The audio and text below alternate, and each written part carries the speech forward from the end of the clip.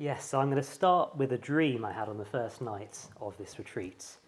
So in this dream, I was in some green fields with some hills over in the distance, a bit like the countryside around here, actually.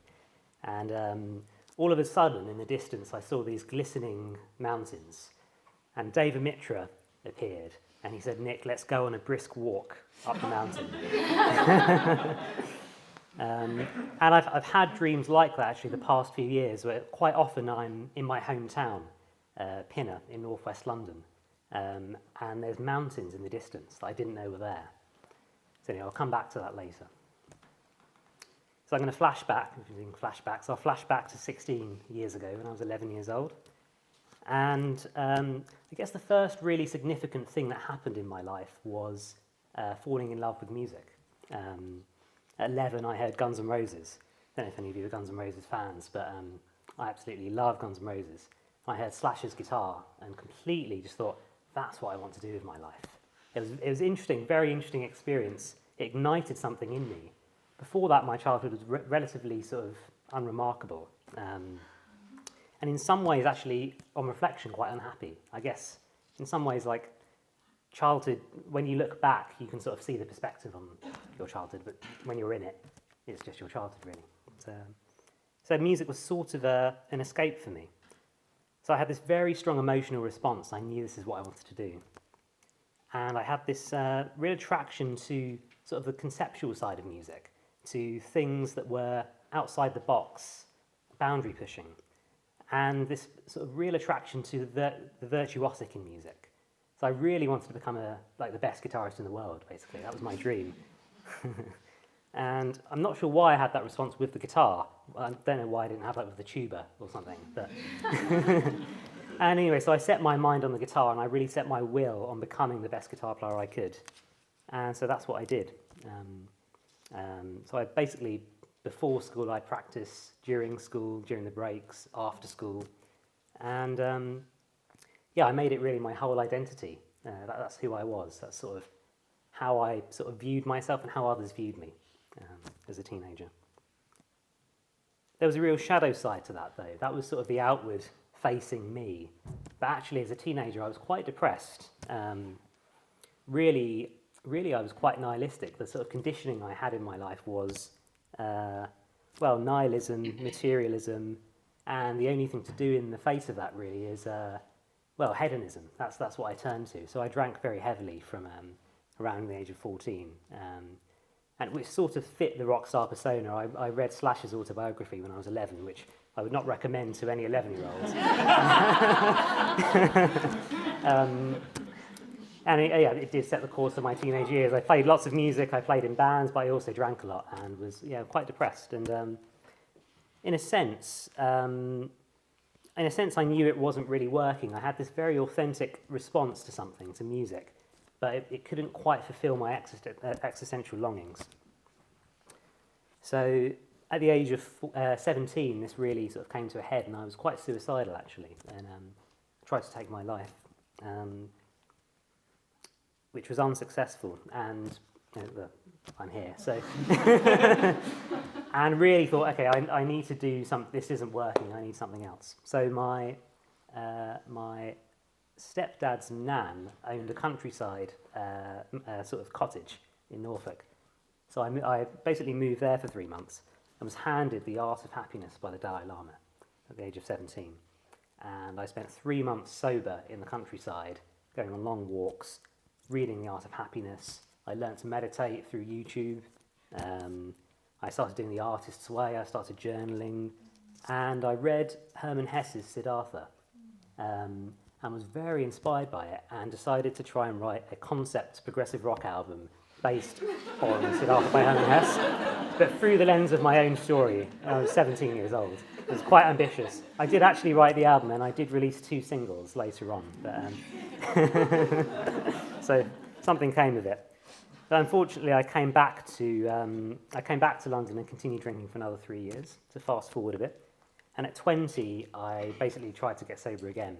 And this time, so I was 20 years old, and I was in a church basement at a 12-step meeting, and it was like, how have I ended up here in a church basement there's all these other weird people. It's quite a weird thing, really. I mean, yeah, but basically, I heard my story in those AA meetings. I heard people who also, well, were very depressed, turned to drinking, and found a higher way of living, really. They found a higher power.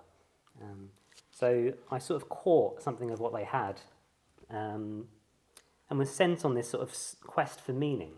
So music couldn't contain my existential longings. Drinking didn't work. Hedonism didn't work. So I started reading. So I started with Aristotle and Plato, which was which was very interesting, but didn't really change my life very much. So I thought, okay, well, maybe Carl Jung can change my life. Maybe William James, maybe the Stoics. So I was sort of reading all these books. I remember sitting in Regent's Park reading this book about the Stoics and sort of trying to apply it, but not quite being able to do it. It was all just very good ideas. I read a lot of popular self-help, Eckhart Tolle, a bit of Eckhart Tolle, and that was fine. And eventually sort of non-duality. I discovered non-duality on YouTube, as you do, and then, oh, that's really interesting. But it was all an idea, and although I was practicing the 12 steps, I was learning about service and surrender and a higher power. At the same time, I couldn't work out how all these ideas that sounded really good could change my life, basically. So at some point, a friend of mine went to a lunchtime meditation at the LBC, and he said, why don't you go to the LBC? So I went along. Went to a meditation class, eventually went on a retreat. An advert popped up after I'd been to the class, strangely. I don't know how that works. But, went on a sub-25 retreat. I met Maitri Kumara, actually. And after that, joined a study group, and we were studying a lecture by Sangharashtra called Mind Reactive Creative. I had a very interesting experience.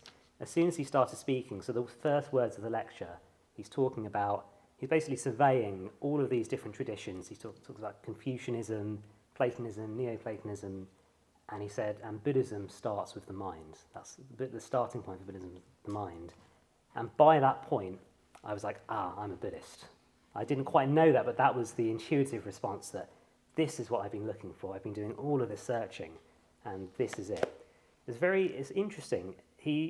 Sangharashtra speaks in a very unusual manner, which I was very attracted to. Being a fan of progressive rock and avant-garde and Frank Zappa, I thought, oh yeah, this guy, he's quite unusual.